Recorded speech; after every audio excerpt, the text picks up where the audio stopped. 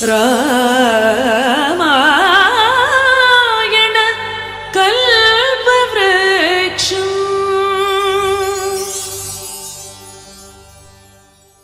Ananda and her team, thank you very much for giving me a chance to participating in a very refreshing, something that can energize you, an immersion into the Ramayana. Of course, I should have been here for all the 2-3 days to see each and every one of the performance and listen to every one of those scholarly talks. I don't seem to have the luck to have that. But this little participation, I'm indeed very grateful. I've known by being in Hyderabad and also by being away, even as we were away and quite at a distance from one another, I've watched Ananda with a lot of reverence. There was an attempt also to see if I can draw on her scholarship and also the way in which she innovatively presents Bharatanatyam to sets of school children, because I was in Hyderabad running a school which I thought was very out of the usual run-of-the-mill school, and therefore I did a lot of experiment. And one such scholarly hand-holding that I benefited from was from Ananda.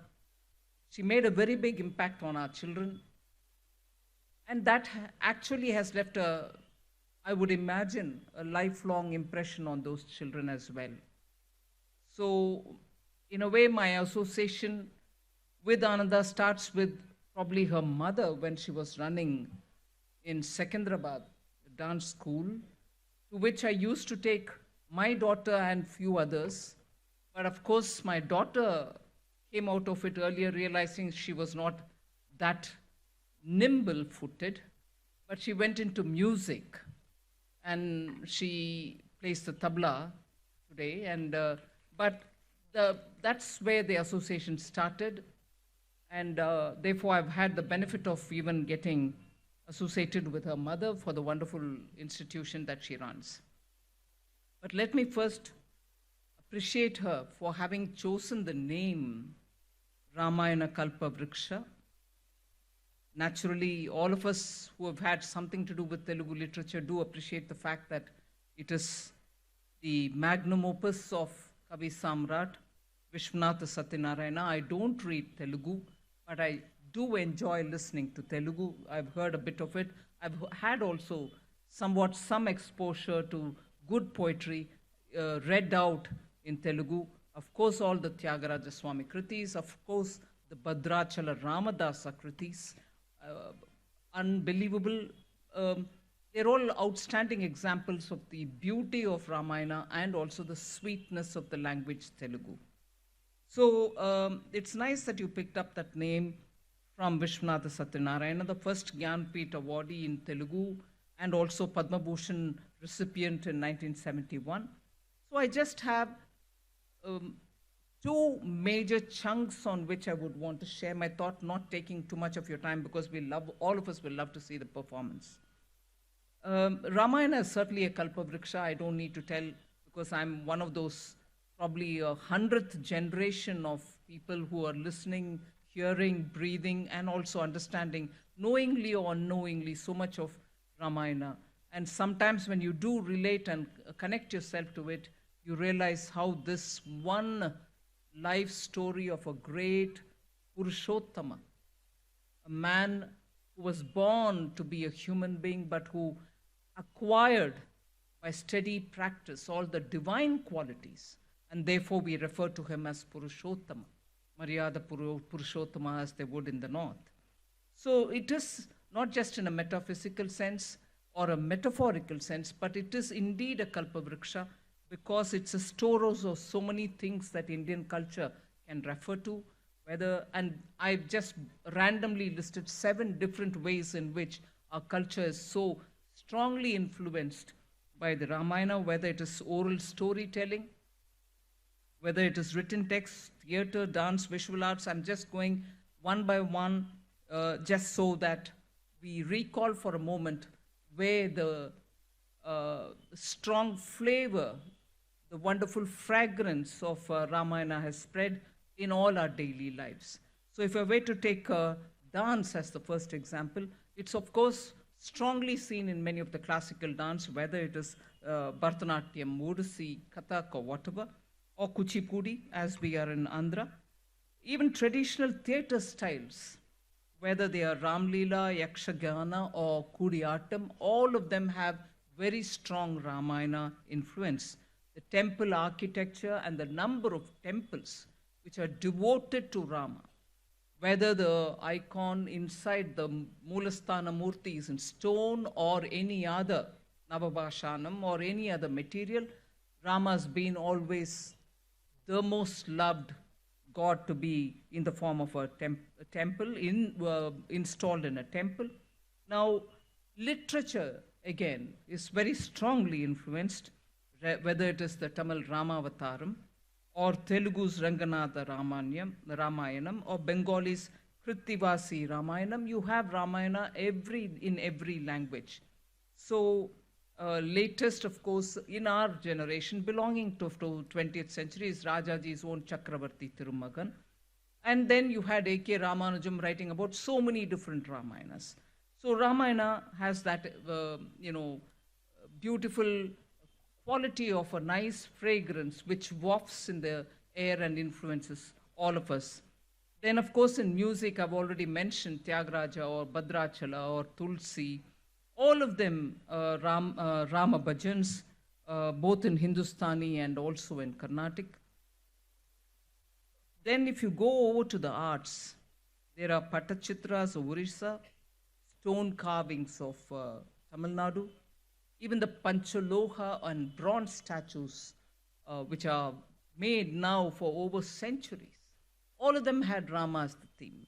So you find that Ramayana has had a very strong influence in so many different things, which today, in a very kacha language, we say soft power. It includes all this, but each one is so rich, they deserve to be given that kind of an individual attention. You also have, and one book which has impressed me and influenced me, which I go back, and the book is in tatters now, but I do go back to refer, is the Lectures on Ramayana by Srinivasa Sastry. What a beautiful collection of lectures, all of which have been compiled into a book form, where you are not reading A to Z from Balakantam and other going up to Pattabhishekam. It is more the analysis of each of the character for what they are and what is it that we can learn from them, so that actually the lectures on Ramayana actually tell you, with all the human failings, even Rama had anger. He had to make efforts to control. Rama also indulged himself sometimes in sitting and having some fruits of his choice or drinks of his choice, but yet never forgot that he had a role to play in carrying out his Rajadharma or the duty, or simply complying to the expectations of the time, Desha, Kala, Dharma, that he had to perform. So no wonder he's, as I said, the Purushottama. So if Rama had an influence, Ramayana had an influence on all of us, whether it is in these very many different forms, the influence is just not confined to the geographical location of India. The influence is spread so far and wide. I just want to very quickly touch upon the various influences that Ramayana has had, particularly in Southeast Asia, where retellings and adaptations are even today very, very sought after. I'll start here by the one major international seminar which was held in Delhi in 1975, and the curator of that one seminar on Ramayana tradition was no less than Dr. V. Raghavan, who had actually gone into the depths of Ramayana, and that international seminar spoke about so much on Ramayana tradition. Now, in that seminar, Ramayana tradition in Asia was one of the issues discussed, there, Dr. V. Raghavan very clearly establishes that local geographies have also had the influence in those countries, have had the influence of Ramayana. That is why you find Ravana's court in Sri Lanka, meaning the palace of Ravana. And then you also have Ayutthaya, which is Ayodhya, but in Thailand. You also have Yogyakarta, which is nothing but the name of Ayodhya given to Yogyakarta, as they would distort to say, but in Indonesia. I know from the booklet which is issued on this program that you've given names of rivers associated with the Ramayana. And that is here. You've used Sarayu, Mandakini, Pampa, and also Ramayana. River Sarayu exists in East Java even today. It's called Serayu. You also have a cave in Java which is called Kishkinda. And you also have a Setu Benda, which is Setu Banda, in East Java, which is a city in East Java. So you also have groups which are called charms. The charms also themselves claim that they are descendants of the Vanara. So the Vanara descendants live there and they are calling themselves charms. The king of Thailand, who belongs to the Chakri dynasty, even now has Pattabhisheka Sampradaya, very much derived out of our own sacred books, and follows the Rama Nam. The name of the king is Rama 1, Rama 2, and so on. Even the latest king of Thailand was to go through a process of Pattabhisheka, very much like the way Rama Pattabhisheka happened without much of a distortion. Now, in July, when I went to Indonesia for attending the G20 conference, I had the luck of meeting up with somebody called Sri Vayan Dibya. Vayan Dibya is a Padma awardee. India in 2021 gave him the Padma Shri award. Why is he known? He is known because he has done more than 150 works based on the Ramayana in different ways. They've evolved their own style of narrating the Ramayana story.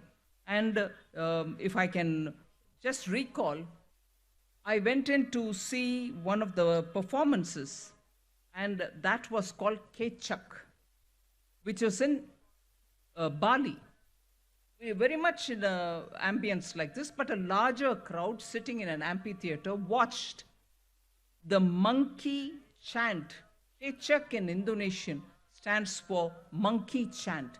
It is a beautiful, no music, no nothing, but they themselves sing and clap hands and do the Ramayana story.